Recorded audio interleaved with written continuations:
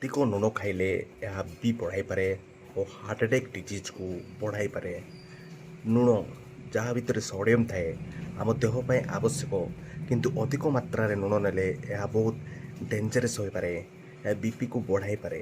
ଲୁଣ କାମ କ'ଣ କରେ? ଲୁଣ ଆମ ଦେହରେ ୱାଟରକୁ ଷ୍ଟୋର୍ କରେ। ଆଉ ଯଦି ଆମେ ଅଧିକ ଲୁଣ ୟୁଜ୍ କରିବା ତ କ'ଣ ହେବ? ବ୍ଲଡ଼ ଭଲ୍ୟୁମ୍ ବଢ଼ିଯିବ। ବ୍ଲଡ଼ ଭଲ୍ୟୁମ୍ ଯଦି ବଢ଼ିଗଲା, ବିପି ହାଇପର ଟେନସନ୍ ଅଧିକ ହୋଇପାରେ। ଅଧିକ ହେଲେ ଆମ ହାର୍ଟ ଅଧିକ ବ୍ଲଡ଼ ପମ୍ପ କରିବା ପାଇଁ ବାଧ୍ୟ ହେବ। ହାର୍ଟରେ ପ୍ରେସର ବଢ଼ିଯିବ। ତ ଲୁଣ WHO ହିସାବରେ ଲୁଣ ୟୁଜ୍ କରିବେ 2500 ମିଲିଗ୍ରାମ ଓ 5 ଗ୍ରାମ ଲୁଣ। 5 ଗ୍ରାମ ଲୁଣ ମାନେ ଗୋଟେ ସ୍ପୁନ୍ ଲୁଣ ଆବଶ୍ୟକ।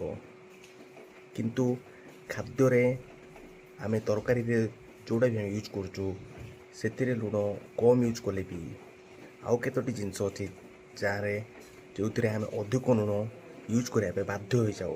ବାହାରର ଫାଷ୍ଟ ଫୁଡ଼୍, ପ୍ୟାକେଜ୍ ଫୁଡ଼୍, ଆମ ପାପଡ଼ରେ ଆଉ ଆଚାରରେ ଏସବୁରେ ଅଧିକ ଲୁଣ ଥାଏ।